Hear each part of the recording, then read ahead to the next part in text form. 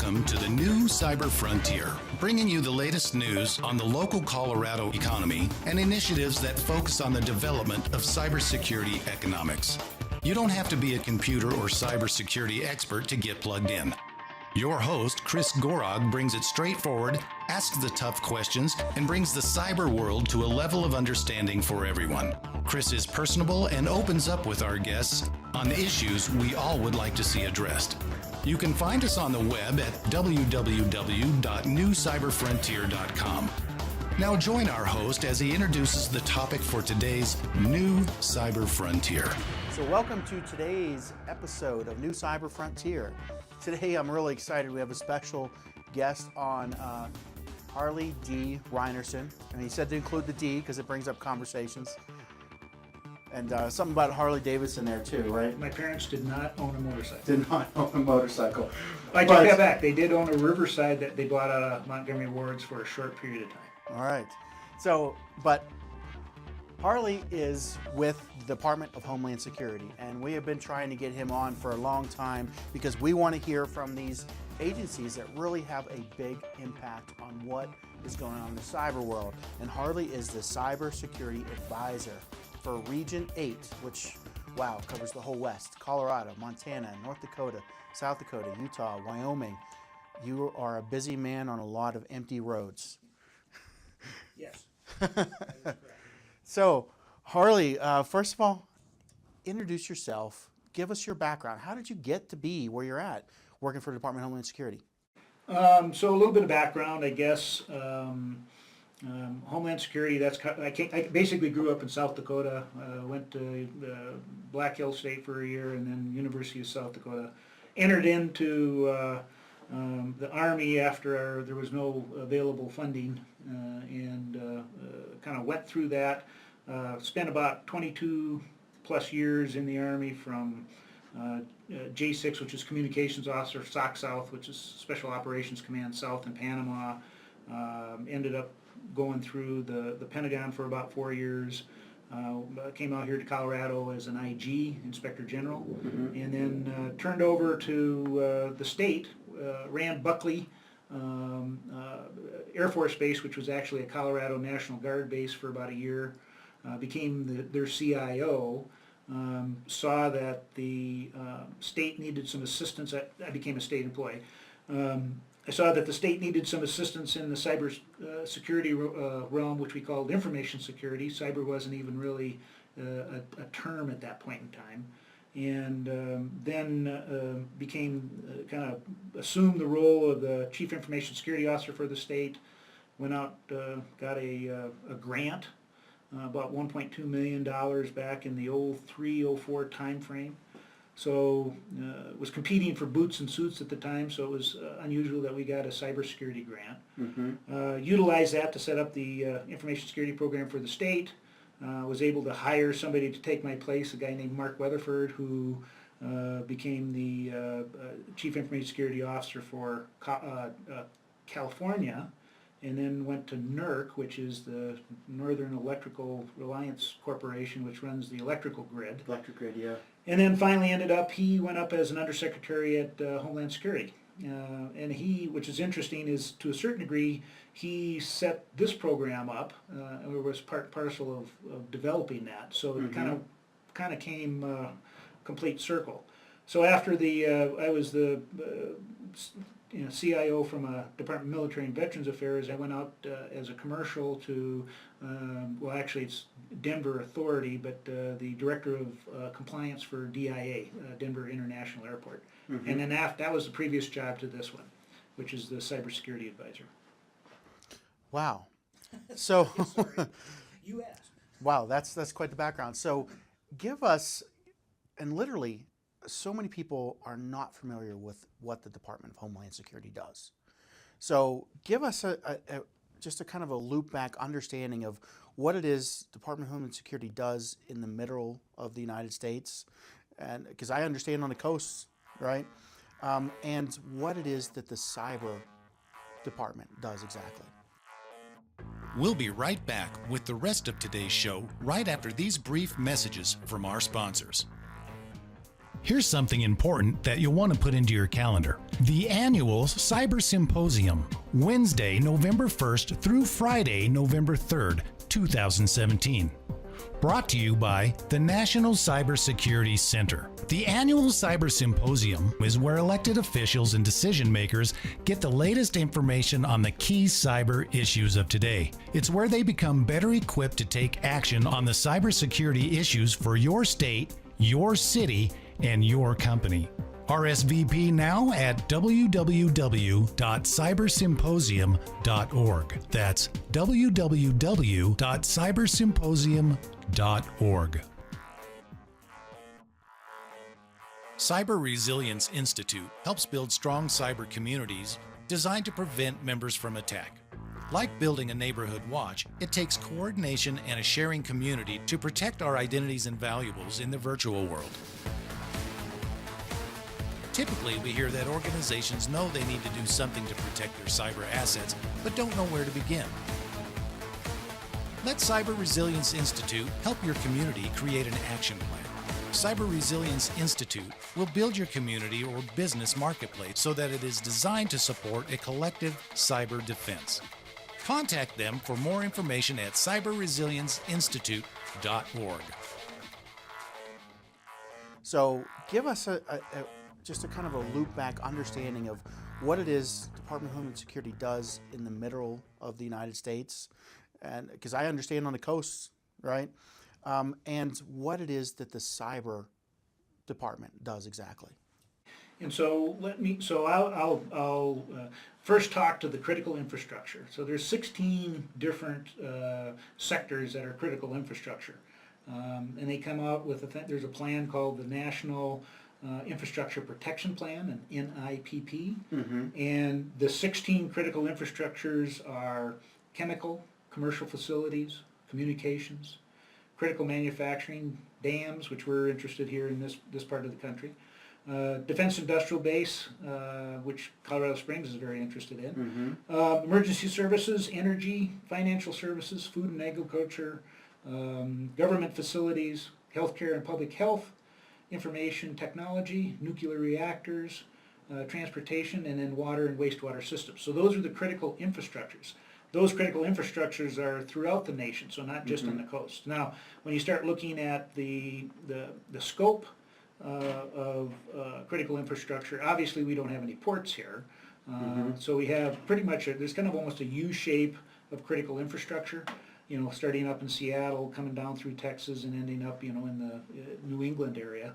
That's where most of the critical infrastructure is. However, when you start looking at communications, you have major companies here that have fiber that connect from, New York to LA and from Seattle to Miami. So that critical infrastructure obviously has to get from here to there.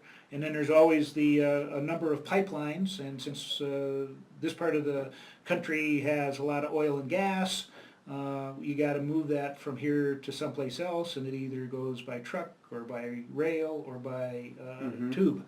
So, critical infrastructure is throughout the area here. Oh, by the way, we have lots of healthcare, life, limb, and economic impact components that the citizens of this region are interested in. So all those critical infrastructures, the Department of Homeland Security makes sure that they're operational, and that's your objective? And so I won't say operational, but that we look at it from a protection perspective. And so in fact, there's of the 16 critical infrastructures, 11 of them are the responsibility for DHS as far as providing levels of security.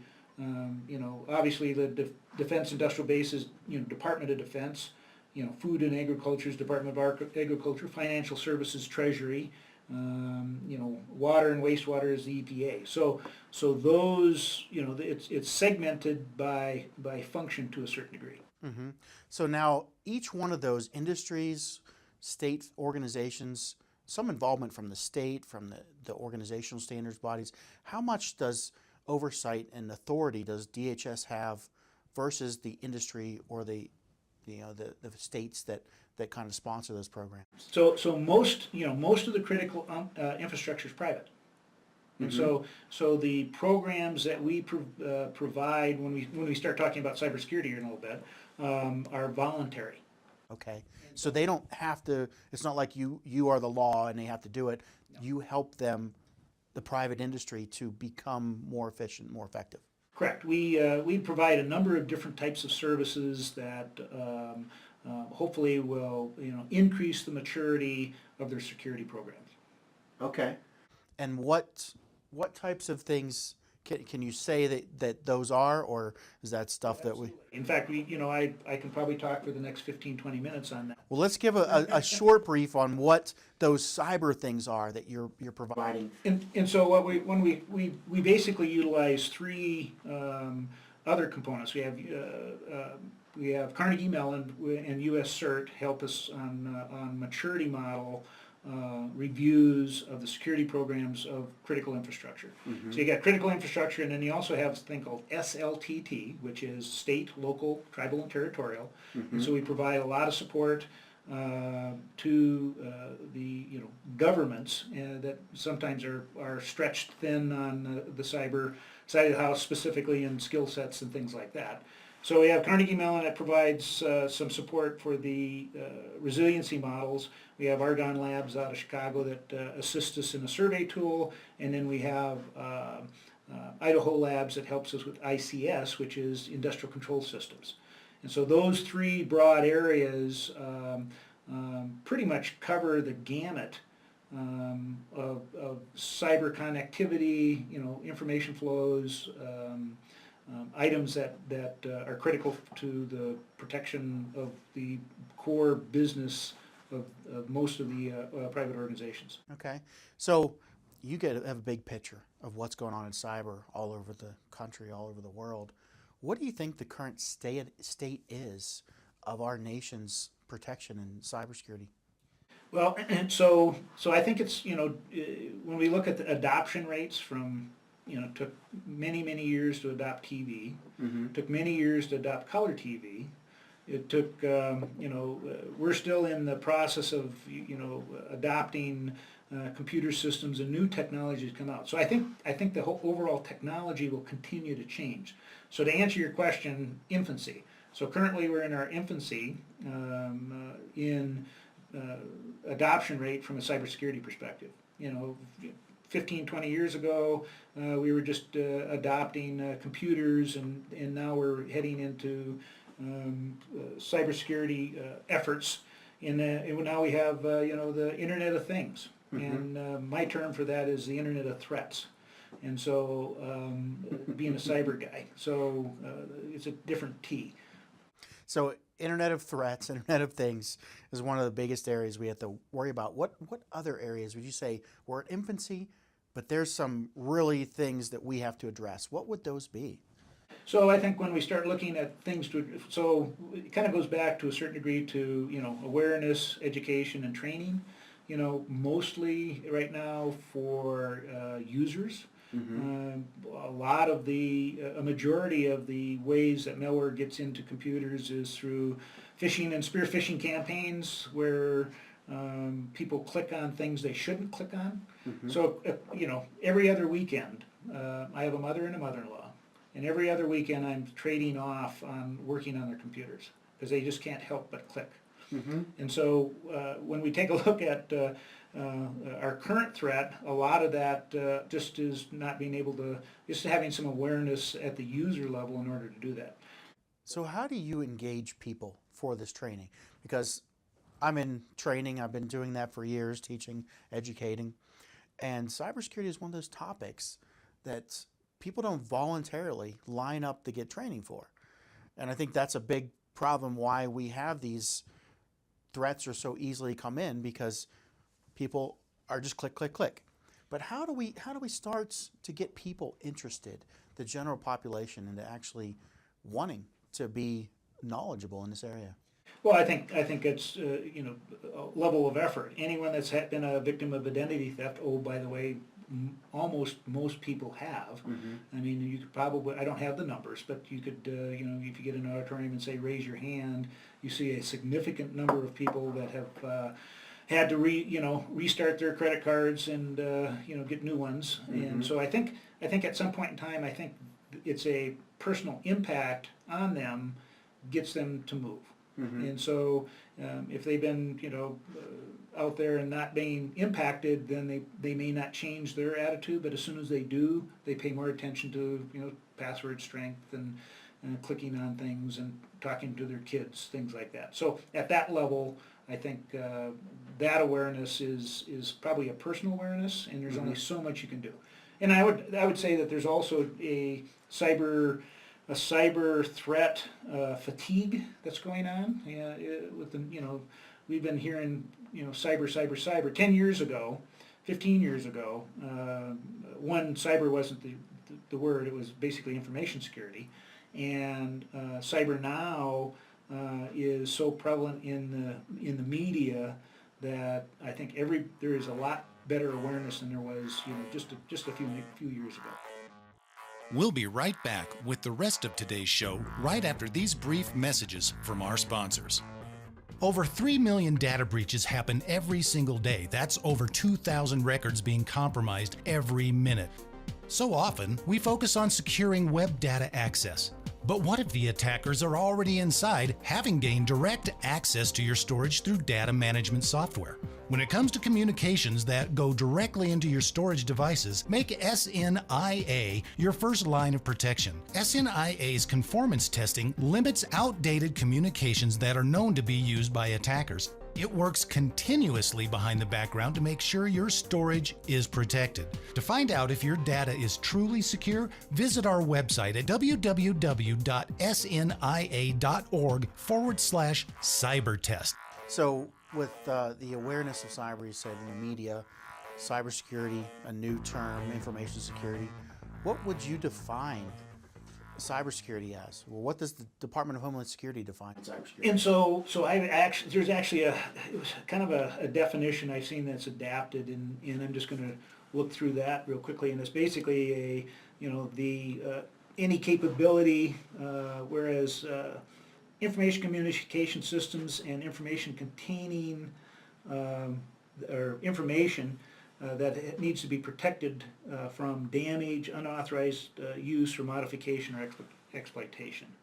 Very information focused. Still. Information focused. So when you look at it, there's basically four components that we start looking at from a maturity perspective, and that's people, technology, the information itself, and the facilities. So when we do a number of our assessments, a lot of our focus is in those primary areas, and from that then we get a kind of a maturity rating on a scale of 1 to 5 that shows how that particular organization compares to an anonymized group that we've already looked at, and basically give them a low, medium, and high rating in a variety of those areas.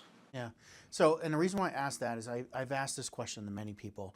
One of the gentlemen spoke from Carnegie Mellon, was talking all about information. Cybersecurity is about securing information. My background, nuclear engineering, critical infrastructure, industrial automation, and then designing those type of pieces of equipment to go into there, and the networks and communication. And for years I had worked in what is now part of cybersecurity that was just mine safety and factory control and automation back in the day. And the first time I really got involved with standards organization, they were all talking about data and information security. And I was confused at first because we didn't care about the data. In a whole industry of automation, we transfer the same command 1 million times over 10 years, and a human never looks at it. What was so important about that data was confusing to me. So if you look at then the whole paradigm of IoT, critical infrastructure that's electrical, bridges, railroads, lights, that are all those machine to machines talking, is information security really the biggest focus? Because on that side it seemed to be trust and the trusted connection between the two, and information was an irrelevant piece of the equation. And so I think I'm going to pick up on your standards component to that question. And that experience is in order to have repeatable processes and capabilities, you have to have somewhat of a standard way of doing business across the infrastructure, since everything is interconnected, and unless you have it. So one of the things that we're currently looking at is the cybersecurity framework, which utilizes a variety of different types of NIST, so National Infrastructure Institute of Standards and Technology. Exactly. So there's the capability. There's 800 series that's out there that implement controls. Which is just a list of everything that people should be looking at in cybersecurity. Correct. Yes. And so in that, what's happened over the last few years is we have a number of other standards out there. There's ISO 27001 standards. There's the SANS Top 20. There's a variety of different standards out there. The problem with standards is there are too many of them. Yes. I remember seeing an 8,000 line item spreadsheet with all the standards on. So what DHS has done is to adopt and take a look at the cybersecurity framework, how it's working with the NIST 800 series controls, and basically pushing that out and saying, here's at least a framework for those that have not adopted a framework, and there's a number of crosswalks that will crosswalk between these other standards and the NIST framework. The thing that I want to talk to real briefly is the framework major functions are identify, protect, detect, respond, and recover. And when I look at the identify and protect, that's kind of the requirement for us to have antivirus.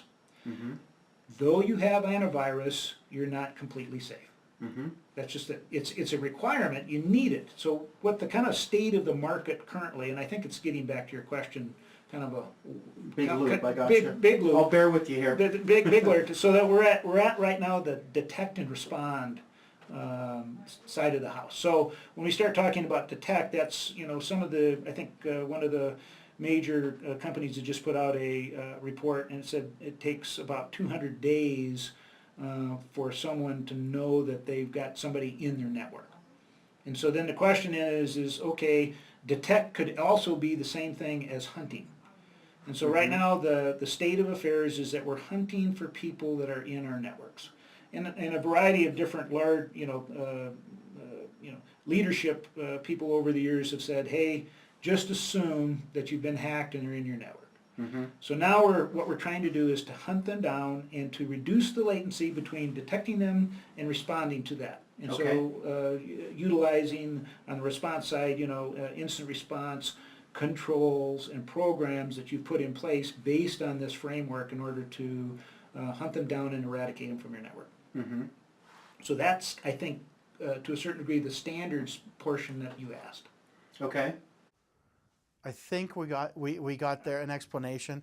I think probably to elaborate on my question, my question revolved around if there's so many IoT and embedded devices out there, and we're looking at information as the primary thing we're tracking down and tracing. Do we maybe have a different direction to look at that might be more effective than just chasing information? So, so you could head down the path of regulation and say that all these IoT devices need to have a modicum of security associated with them. My guess is that adding more regulation at this point in time is not there. And I saw that with NERC-CIP. It was just there's more exceptions filed and more time with just trying to define what the context of the requirement was than actually getting any productive work done in cyber for those companies. Yeah, correct. So I don't think I think what will happen is that industry itself will pick up pick up the model of what does a consumer want? Well, the consumer wants, and there's some capabilities out there, Shodan and a few things like that goes out and searches for unsecure devices. So if a company's device shows up on Shodan and is unsecure, and through awareness and education and training, the consumer is able to see some of this, then they're not going to buy that device. So I think market forces will force a lot of the IoT organizations and private sector companies to start embedding and increasing their cybersecurity. So do you think there's an overarching framework standard that could encompass all that, though? I'm not sure that, I think there's best practices, or in the case and everything, it's actually, the term is changing now from best practices to leading practices. Because, there is no one best practice. So there are things you can do to, better protect yourself, but not everyone is going to be a computer science person and be able to do that in the home. So I think the companies will adapt and will make it easier. Ease of use has always been a definition or a defined capability for a product. So I think that'll be out there, and I think the companies through technology will eventually be able to keep the malware at bay for a while. But it's going to be it's an arms race. It's not static. Okay. So a little bit different direction here. You brought out the new framework you have out.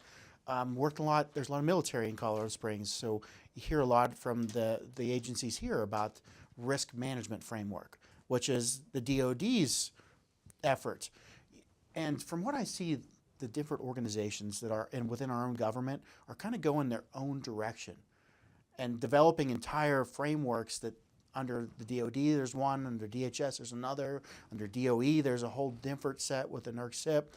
How do we start to pull all those together, and how do you think that originally or eventually pans out? So to a certain degree, so there's been DITSCAP, and don't ask me the thing, and DICAP, which were the frameworks that were security frameworks for. And risk management, I think, is the next version of that. But they were also, I think, from a DoD perspective, I'll have to validate this, but I think they were also looking at the the NIST 800 series controls as a basis. So here's the bottom line though. Okay, if you all the control models basically say, okay, you need a firewall.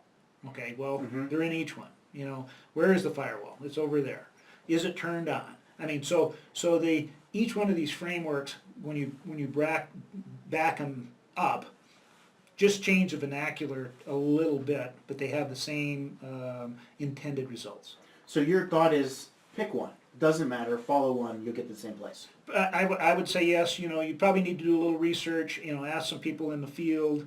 There may be some that are more applicable to your particular organization and your business mission. And then the other one is just plain ROI. Just return on investment. How much is it going to cost us in order to implement a specific framework? And what's the value add if we? Okay. Well, it's great review of your programs and what you're doing. How about we have a lot of efforts going on in Colorado for cybersecurity. What kind of recommendations do you make from the Department of Homeland Security about how to maybe pull these things together and make them more effective? So there's a number of initiatives that are ongoing by the state itself. So the state itself has a thing called the CIAC, which is the Colorado Information Analysis Center. And that also has some cyber security capabilities. About four plus years ago, we were able to, so I had some other jobs, but you had 5 people that were hired, and they are interfacing and actually sitting with the FBI and the cyber security task force that the FBI has. So there is some prosecuting capabilities that are available on that side of the house. So that's some of the state stuff. I know that locally here you have an NCC that's being stood up that's looking at providing information and support to senior leadership in companies and government, as well as doing some threat analysis capabilities, and then providing for the awareness training and education of future cyber warriors. So there's a variety of efforts ongoing. Additionally, and everything, just attended here a couple weeks ago at Regis University, a combined state, Colorado National, actually several National Guards from other states, and they did a cybersecurity exercise utilized on ICS systems for dams. And I think they will, that's a continued effort. So there's a variety of different ongoing cybersecurity initiatives. One of the other initiatives locally was there's things called ISOWs. And so ISOWs are information sharing and analysis organizations that are basically grassroots organizations that start to share. They're non-governmental, and they start sharing cyber information among themselves. One of the most recent ones was the sports ISOW that took a look at some of the past Olympic efforts we had here last year. And I know the same group is also working on a project for Department of Homeland Security. Is that something that you can elaborate on? And actually, that'll be probably another session, and I don't have that much insight into that current operation. Okay. I think that's something down the road we just saw a couple press releases on it. Yes. That might be really exciting about how the Department of Homeland Security can organize ISOWs all across the United States.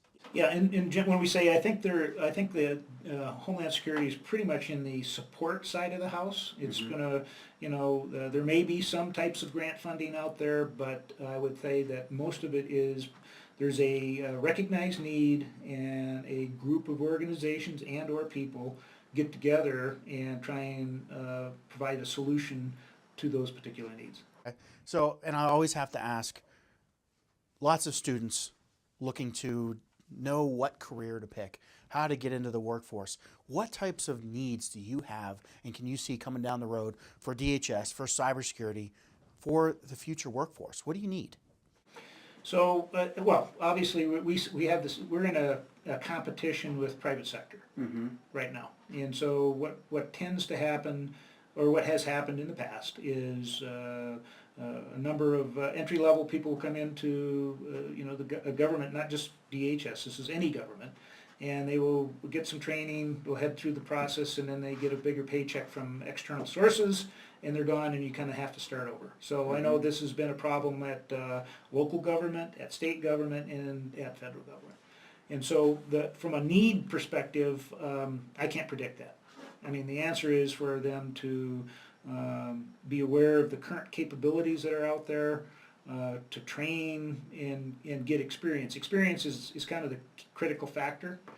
And so I think, when the education systems are trying to train people, I'd almost look at, to a certain degree, almost the old VOTEC model to a certain degree. Okay. Vocational tech train. But I mean, the education systems probably need to coordinate locally, or coordinate with companies that are in need of these services, and match the curriculum to meet those needs. Do you have any skills that you see are the most valuable with DHS right now? No, I mean we're huge. So I mean it's all skills. Okay. I mean I think across the board there is a need for all skill. If you're good at any one skill, you're going to be successful. Well, that's And so good. That's good to hear. Pick a skill, and if you're at the top 10%, well, obviously there's going to be a need for you. Now, what skills and what's the volume for people? I mean, you always need good systems administrators. You need firewall guys that are able to do firewall rules, networking, obviously. So all of those types of skills are going to be in need. Okay. So kind of just in closing here, is there anything that anybody listening that wants to get involved with the DHS, or you need to reach out to people and say, hey, we want people to start getting involved with these type of things? So I guess, what's that? What would those be? I would think that, so one, you can always go look, there's going to be, job, right now we're currently under a hiring freeze. And there's a CR, which is a continuing resolution that's going through April. And so from a budgetary perspective, just keep your ear to the ground for when that releases, and then also take a look at, I believe it's USA Jobs. It has a lot of postings.